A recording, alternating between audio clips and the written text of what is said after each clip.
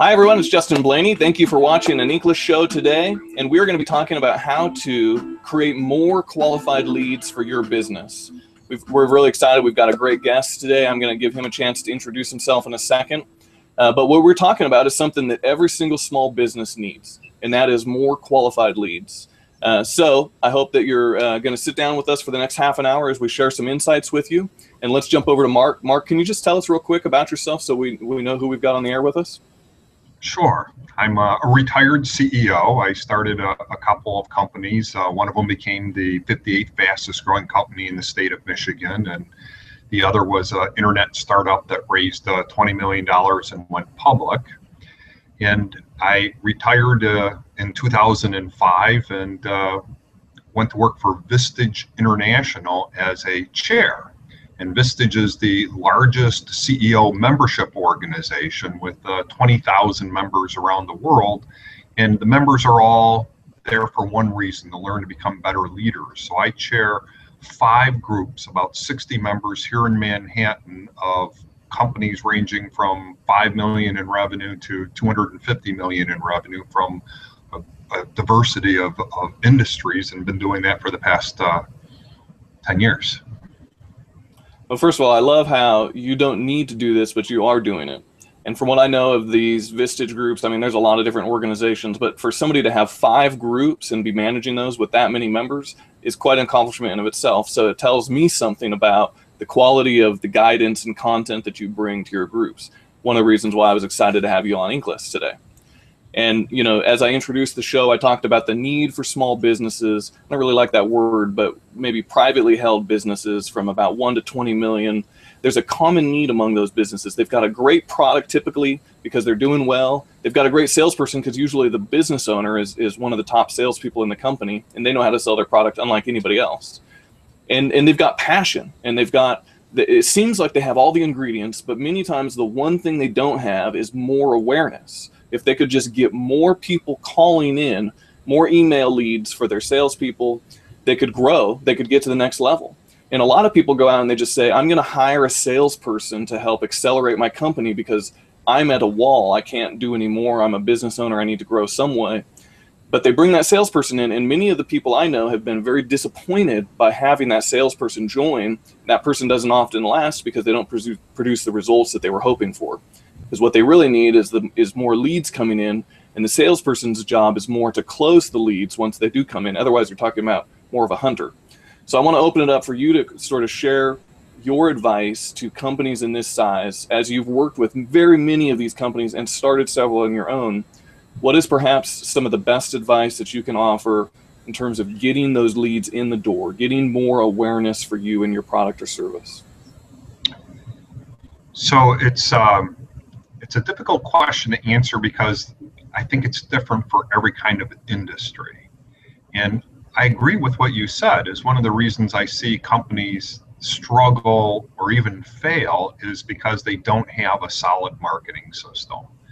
And I think it's a testing. I mean, you have to test different strategies. You have to keep good records, key performance indicators of how they're doing. You have to figure out what it is that's going to work for your specific business, and then do more of that and keep on testing until you have something that's solid. So, I mean, some businesses are doing it with Google ads, and some businesses are doing it through social media and blogging and Facebook pages and using Twitter, and a lot of people now are using video as a way of doing it. But so there's not a secret sauce necessarily that works for any company.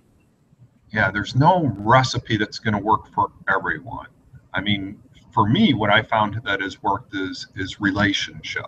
And I know that you talk about helping people, and I think that personally has been my key to success. I have one group, and one way to develop relationships is you join a networking group. So we have a group called the Vistage Trusted Advisor Group.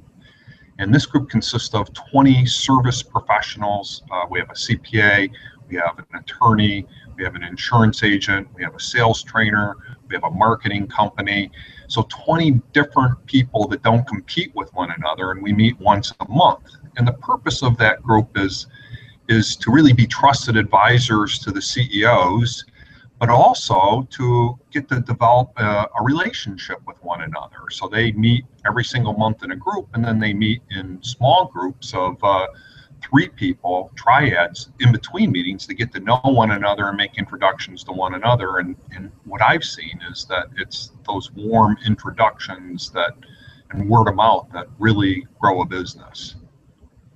So it comes back to networking in the groups, the people that you're talking to. Is that what you would call it?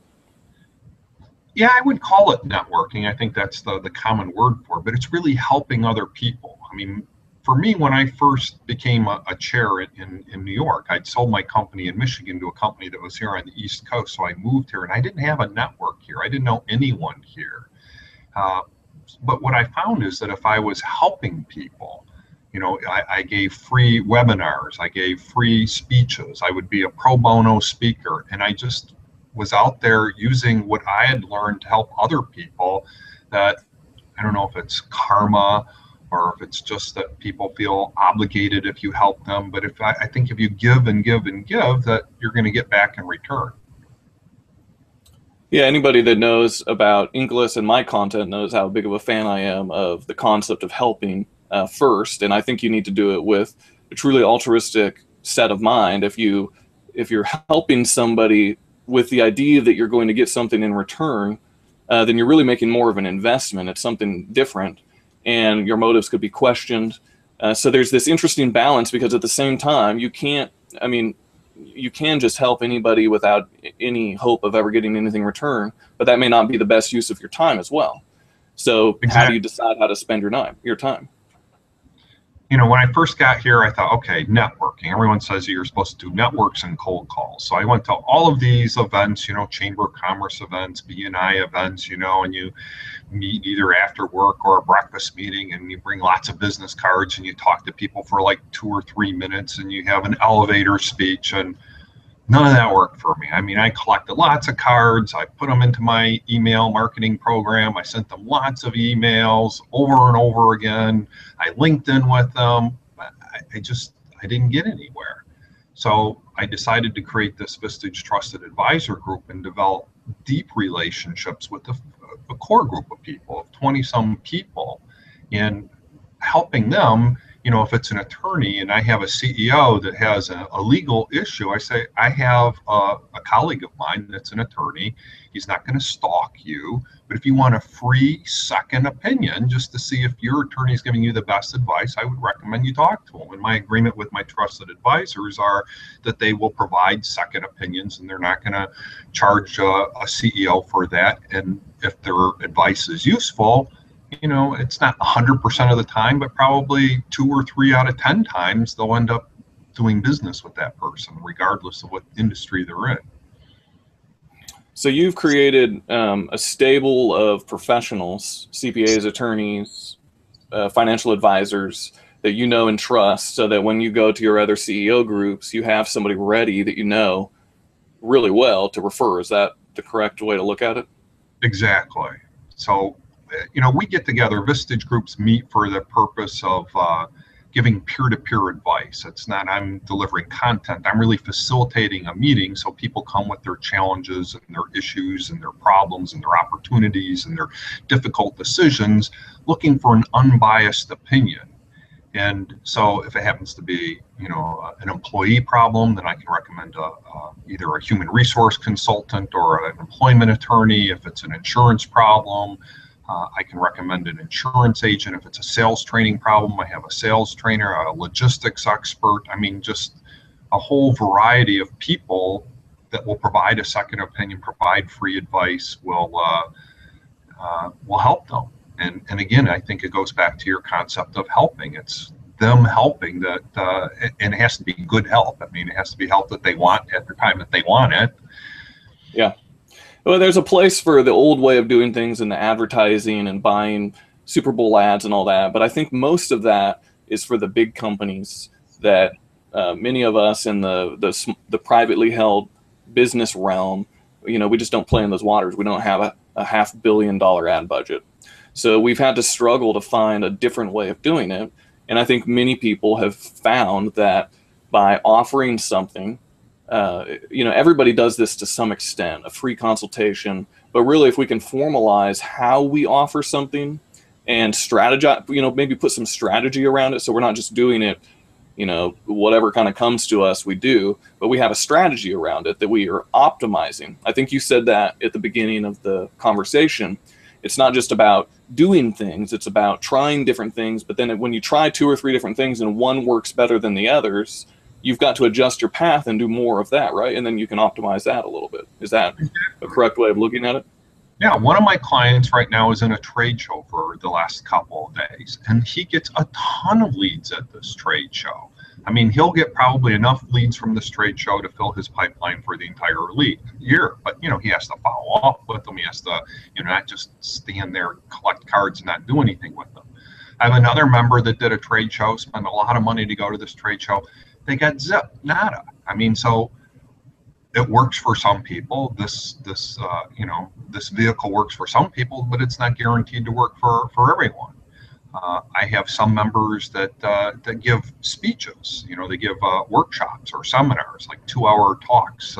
Some of them, every month we have a Vistage speaker come in and give us some talk on an aspect of leadership, whether it's culture or key performance indicators or marketing or strategy, or even looking through your financial statements. People on the Vistage speaking circuit do it because they're hoping that somebody's going to see their expertise and they're going to want them to, they're going to want to hire them as a consultant to do a longer term engagement, because it doesn't pay that much to be a Vistage speaker. So it's different forms of how can you use your expertise and show it to people that need your specific expertise, and then connecting. Yeah. Yeah, no, I remember sitting next to a guy flying to the Bay Area, and he was a financial advisor, for Goldman Sachs, and he was going down to meet with a couple, very high net worth couple, who he had been meeting with for, I think, 18 months already. He had never received a dime from this couple, but he would fly to meet with this couple multiple times when they needed him to give advice on different things. And he said that business model works brilliantly for him, because if he gets one client, like, I'm talking like maybe upwards of $1 billion net worth kind of client, you get that kind of client, they give you a tiny piece of their portfolio and it could make your year.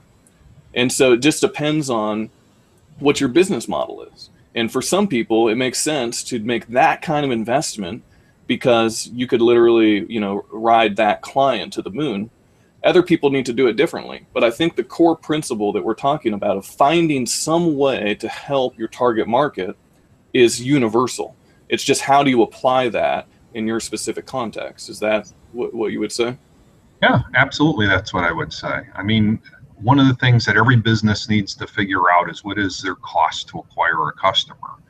And in order to sell a business, and I think every business owner, well, I won't say every business, but many business owners go into business with the hope of selling their business at some exit at some point in their life. Some will do it to maybe pass it on to their children or for other Unless they're planning to live forever, right? Right, exactly. But what increases the value of a business, what the companies that my members have sold, is that they know what it costs to acquire a customer, and they have a proven strategy for acquiring leads and converting those leads. So for your wealth advisor, I mean, it may cost him $10 or $15 or $20,000, but if he's getting $1 billion and he consistently is able to do that, then it's worth it. But he's tested it and he knows that works. Yeah, it's an interesting thing. Go ahead. I was going to say, I'm thinking of some of my different members, the different ways that they use to build relationships. Some of what I think are creative, and hopefully I'm not giving away any secrets here. But one guy uses golf as his strategy. I mean, he's a scratch golfer, and he gets people out on the golf course like all year long. He's golfing every single day. First of all, he loves it and he's passionate, and he gets to talk about his business with people for, I don't know, I'm not a golfer, like 2 or 3 or 4 hours, however long a golf game takes. I know. So he's just going one out with random people? Like he'll just pair up with people? No, he's going out with targeted people. I mean, his target Yeah. market is attorneys. So he looks for attorneys that like the golf, and he goes out He with, says, "Hey, takes attorneys. come out golfing with me and build a relationship," right? Yeah, well, yeah. Just, I don't even think it's that way. It's like, I got tickets to this great golf course. I don't know if they're called tickets, but I got a country club, and it's this really great country club, and I'd like to invite you to play golf with me. And they want to go golf there because it's this great private country club that they can't get into, and he gets them in there, and they get to play a game and build a relationship, and it's, it's subtle. I have another member that does a breakfast events, another member that does evening events like cocktail parties, and he'll get 50 people to a cocktail party, or the one that does breakfast events will get 20 people and have a breakfast and have somebody there that will be able to answer questions that helps the people that come there, some topic of interest, and they do it that way. So I mean, you must see 100,000 different ways that people do this, right? It's true, and it's fun to see how different people have done it differently. And that, the point of the book that I most recently wrote, Famously Helpful, was I was starting to look at different people who had been successful, and I saw this as a common thread among them. They're very helpful, giving people. They enjoy like your friend that goes golfing. He loves it. You said that. So he's doing something he loves, and he's getting to socialize with people, and he's paying for them to get into this great place, giving them a great morning. I mean, what's more helpful than that? It doesn't need to be an ebook. It doesn't need to be any, preconceived notion that we have. It's really what works for you and your personality and your business and your target market. Keep trying things until you find it. And then when you find it, you start tweaking it. Because I bet when this golfer was first getting started, he was spending a lot more money and, not getting the results that he gets today. I bet today he's got it dialed in. He does. He absolutely has it dialed in. Do you have any other stories that you share for how people are building relationships? Or, I mean, how did you moved to New York City. This is an interesting case study. You didn't really know anybody, but you were able to get 60 people into Vistage groups, and they have to pay a lot of money to get into them, and they have to trust you. And I mean, that's not an easy sale. So what was the process like to do that? Well, I told you what didn't work was going to all these networking events. I'm not sure if that works for anyone, by the way. But there's so many of them in New York. I mean, there's like websites that you can go to, and you could go to a networking event, probably 3 or 4 of them a day here in the city within walking distance of one another. I mean, it's a popular thing. The reason is, I think, is because that's an easy way out. It feels like a shortcut. I'm going to go, and there's going to be 100 people there, and we're all exchanging cards, and it's this hustle kind of thing. I don't know anybody that works for. I've never met somebody that works for. The dry cleaner guy, or the plant guy, or I mean, there are $1 million businesses that maybe you meet them and you think, oh yeah, I met this guy, he seemed nice, I'll give him a shot, but not for my kind of business. So that didn't work, and then you started leaning on the deeper relationships. Tell me about that transition. I think it has to do with trust. And maybe it's because New York people aren't as trusting as they are like in the Midwest when you meet somebody just because they like you. I mean, you have to show up as somebody that is trustworthy, and it's not going to happen with a single meeting or a 5-minute conversation. I think it's the repetition of meeting somebody on a continuous basis and maintaining the relationship. And even if they like you, if you don't have a relationship with them, they're not going to remember you to think of somebody. And you can't be like, hey, Justin, good to see you again. Hey, any CEOs that might be interested in growing their business that, do between 5 million and 200 million in revenue, that live in Manhattan? I mean, that are passionate about bringing in the next. I mean, if you say that every single time, they're going to look at you like, stay away from me, right? So there's an art to it as well. I mean, you got to come there helping them, and certainly there are a number of ways to do that. And I found that by giving them introductions, by getting them business, then it switches. They begin to trust you and see you as a valuable person.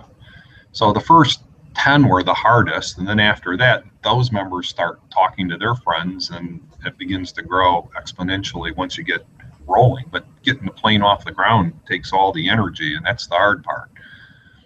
It's always hardest in the beginning. It's interesting. I just got a text from a guy that I knew 4 or 5 years ago the other day. And this is a guy that I was really working to build a relationship with. He was young, a little bit younger than me, but he seemed like he was really going somewhere. And he just seemed like a guy that, you know, I had some camaraderie with, and I thought it would be fun to kind of go through our businesses together and kind of watch each other grow and help each other out over the years. And but you know, I texted him a couple of times, and I'm coming to town, and he would cancel on me, and it kind of felt like the relationship fizzled out. So I let it go. Now, 3 or 4 years later, I don't know how long it's been, I get a text from him out of the blue. And he says, hey, it's been a long time. You know, I know this is kind of selfish of me, but I've got this new startup, and I'm looking, do you know anybody that's looking for apps to be developed? I'd love an introduction. You know, we're trying to get this thing off the ground. And I was kind of turned off by it, because the last few interactions that we had, I had tried to reach out to him, and he had blown me off. Now he wants something from me years later. And, you know, I just ignored the message. I'm not going to email him back and scold him or anything. But to me, it's like, I'm not going to invest in that relationship anymore, because he's proven that he wasn't interested in me. Now he wants something from me. So there's a temptation to do that because it's easy. And we want to, when our back's against the wall, we got to make our quota, or our business needs some sales. We want to just spam everybody and say, hey, who do you know? Like you said, who do you know that's a CEO? I need to fill my group. But we really burn a lot of collateral when we do that. Now, if I do that with somebody I know really well, I have a lot of collateral in the bank to burn. And they would say, yeah, you bet. I'd love to do that because I've helped them. I've done all these things. But if the bank is empty, the bank account's empty with that person, we're going to get an overdraft fee when we go and we try to, you know, make that withdrawal. So is that, you know, I mean, have you experienced that? Has that happened to you on either side of the fence? Where people have come to you that way, or maybe you made that mistake when you were younger in your career?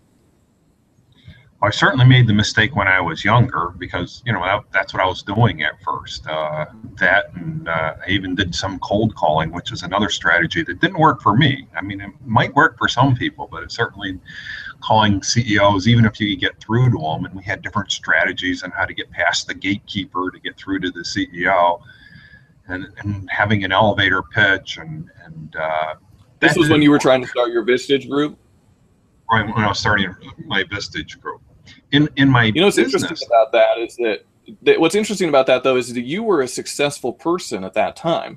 You had a resume, you'd created companies, and still cold calling didn't work for you. You were calling people that were essentially your peers, if not lower on the totem pole than you, perhaps even.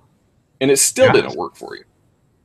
Yeah, but New York might be a little more skeptical here as New Yorkers than other parts. I don't know. I don't know. I mean, in the Northwest in Seattle, I would say that strategy would be doomed to fail as well. But, you know, like so in my maybe the one that grew to be the 58th fastest, what our most successful strategy for getting leads there was creating a strategic alliance, another strategy. So we had shipping software that was kind of like Travelocity. It would let you know what was the cheapest way to ship something, FedEx, UPS, the Postal Service, DHL. But the people that were able to help us the most were people that sold accounting systems and warehouse management systems that called on the same people that we called on, and it was developing a relationship there that they were giving us leads because it would help their customers. So it goes back to the helping, and just a different way that worked for us then. I know certainly earlier in my life, I spent a lot of time just really spamming people. And, you know, friends, family, anybody. You know, one of my first jobs, I was a vacuum cleaner salesperson. And I actually went door to door. And I was, I think I was about 17 at the time. And when you get in there, I mean, the game is, what's that? Kirby's? It was like Rainbow? Kirby. It was called Majestic Air. Majestic Air. Yes. And you know, those places, oftentimes, I don't know how the business model is now. I'll just speak to the one that I was at. The business model where I was at was recruit young, gullible people to come in, and they're going to sell a couple to their friends and family, and then they're going to burn out. And that's the business model. So, you know, when you're in a position like that, you call your friends and your family and you pitch them, and people feel sorry for you, and they just buy a $2,000 vacuum cleaner because they're trying to support you. And then you realize you can't sell it to anybody else, and you give up. And that's the kind, I mean, we don't want to be in that kind of business model once we figure out the game. And unfortunately, a lot of people go back to that because they get desperate. But if you build a strategy around helping, it's a longer term strategy. It takes time. But if you invest in that over time, you're going to have a lot of money in the bank with a lot of people. And there's nothing that gets, especially the high profile people, nothing that gets their attention more and earns their trust more than really helping them without an ulterior motive. Because these people are so used to getting latched onto and asked for things that you actually have to really go the extra mile to prove that you're not in it to get into their pocketbook. But once you prove that, you have a valuable relationship that not many people can get. And that's, I mean, that's a great way to grow your business. And so in the end, it can benefit you. But what I found is if you try to turn it into a benefit for yourself too quickly, you're going to burn the whole thing up. And I think it's just different with different people. You have to know the person. You have to kind of feel out, you know, when is the right time to ask for something? What are you going to ask for? Those kinds of things. I mean, there's no way to really define that ahead of time. It all depends on the relationship. Yeah, it's true. But just do you have a lot of people asking you for things, and how would somebody get your attention if they wanted to sell something to you? I do have a lot of people asking, because now people know that I know 60 CEOs, and like I get lots of LinkedIn requests and lots of people that come up to me that want to have a cup of coffee with me. I don't know if that's the latest thing. I'm not even drinking coffee. So people they think, hey, you know 60 CEOs, I want to know this guy so that he can refer my business to all the people that he knows, right? So how do you, I mean, I'm assuming that most people get a no, but some people get in. What's the difference between those people? Well, I'm very loyal to my trusted advisors. So if it's like another insurance guy, you know, the insurance guy that I have, I mean, all of the people that I've introduced him to, they rave about him, which I think is something that we haven't talked about, that trust relationship. I mean, my CEOs trust me. And even though I say, look, you have to do your own due diligence, make your own decision. I'm making an introduction. He's going to give you another opinion.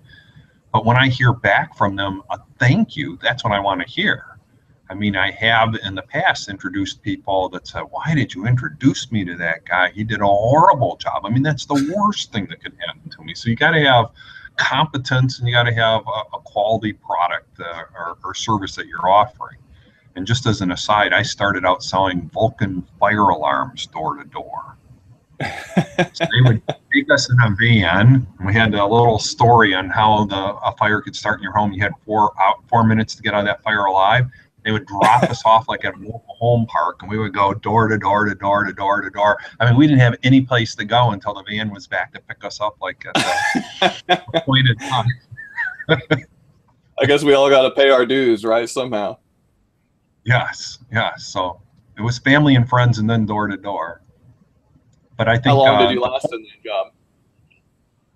Actually lasted quite a while. I was one of the top 10 Vulcan fire protectors in the whole world. And I think that the reason why was about 3 weeks after one of my first sales, one of the families that I protected from fire had a fire in their mobile home, and the fire alarm saved their lives, and it burned down their mobile home. But the wife wrote a letter to the president of the company saying, thank God you sent Mark Taylor into my home, because we would have perished in this fire, and he creatively helped us figure out a way to get this Vulcan fire protection. So the president of the company called me on stage at the annual convention and gave me the Vulcan Lifesaver Club Award and a badge that said, I save lives for a living. And I believed that. I mean, I knew that I'd save this family's life. So now I took on this responsibility that every single family that I talked to could die in a fire if I didn't do a very good job. And I was inspired by that. So I think having a cause or a purpose is something that inspires us when we do things that we don't want to do. And the other thing that you said that I think is important is that it wasn't about me anymore. It wasn't about me making a commission, even though I did get a commission. It was about me making a difference. It's about what's in it for the other person. And if you're going to talk to people with thinking about how can I contribute to this person versus how can I get a sale, I think people smell that. You know what I mean? People have a sense. I mean, we've all been around the block. We know when people are trying to get something from us.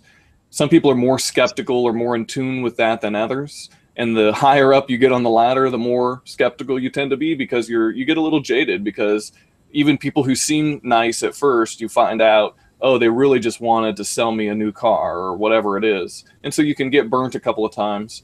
But the principle remains the same. And I love that story because it's such a perfect example of how you can become a great salesperson if you really believe, but you weren't faking it. You weren't thinking, okay, I need to go into this house and pretend that this person could die if I don't sell this to him. You really believed it. And you became a top salesperson, something that's incredibly difficult, door-to-door sales. I mean, I burned out. You know, I think I got a watch to show for my whole summer. I got my first commission check. I sold one. I bought a watch with the commission check, and that was the only thing I made all summer long. So, I mean, my story is more typical, but I didn't believe in the product. So, you know, it's an interesting case study. I love that story. And I think do you have any? Yeah. Do you have any? What it is you're doing. Sorry, we have a delay. I was just going to ask if you have any resources that you like to recommend. We're getting close to the end of our time together. Maybe some books that you've valued that have been helpful in this area that you recommend. One of the best books that I've read recently that I've suggested to most of my CEOs is called Built to Sell by John Warrillow. Do you know that one? No. I'll have to look it up. It's one of those fable books, a little story like The 5 Dysfunctions of Team, which is another one of my favorites for a different reason. But he talks about coming up with a system, and it's a great book because it tells you all the steps that you need in order to build a company that someday you're going to sell. Marketing books. Well, I put you on the spot. It's okay. What we can do is get some resources from you offline. If you think of any, email our team and we'll put them up with the show so people can link through to Amazon or whatever. We've got a couple as well. So I want to ask you, though, in closing, we're talking about, the name of the show, the series is about creating endless leads. And many of the most successful companies we know, it's like magic. It's like they don't even have to think about it. You know, when people say, I don't do any marketing, I get only referrals. Well, everybody says that, but some people are building growing businesses based on getting all these referrals, these leads. They seem to come out of nowhere. And that's really what we're trying to help our viewers do, is create a company where that's the truth for them. So what would be maybe your best advice, kind of a short final thought to offer that target market that really wants to be one of those companies, probably like the companies that are in your groups, that just seem to have more leads than they can handle? Do you have any, maybe a final thought to share with people that are looking for that? Make a difference for people. Figure out what it is that you do very well, where you can save their lives, like I did in the fire alarm business, and make a difference for them. And think about them. What's in it for them? Make a contribution to them. If you find yourself thinking, what's in it for me? Then you got to smack yourself across the forehead, like in the V8 commercial, and say, no, what is the contribution I can make for them? Well, that's fantastic advice. And you have a book out on Amazon, right? On leadership? Do you happen to have a copy with you? It's called the Leadership Field Manual. And what this book is it's a bunch of exercises. I help companies that want to create high performance organizations and develop a culture. So this has a bunch of exercises that we do in helping people discover what their purpose is, their core values, how to work better together as a team. So it's exercises and tools that I use actually to give out in the workshops that I give. Well, great. Well, we'll put a link up to that on the show as well, so it's easy for viewers to click through. I'd encourage you to check that out. Obviously, Mark has a lot of insights to offer, and though I haven't read the book, I'm hoping I can get a copy in the mail. Maybe Mark can send one to me. I think and so I would, obviously Mark's got great insight, so I'd encourage you, if you've appreciated what Mark has had to say, check out his book, and purchase a copy on Amazon, and then leave a review, because as one author to another, it's really hard to get reviews, and we would, all of us authors would love for that. So if you read Mark's book, I encourage you to leave a review for him. I'm sure he'd love to get your feedback. Thank you, Mark, for being on the show. You've had a lot of great things to say, and I hope that we have you back sometime soon. Great. Thank you, Justin. And thanks, everyone, for watching. This episode is all about helping you grow your business. And we've created a whole series bringing together different thought leaders to bring insights to you that are just designed to be helpful and to something actionable that you can do. So I hope you found that this content's helpful, as I know it's been helpful for me. And I hope that you'll stay tuned for our next episode from Inkliss. Take care, everyone.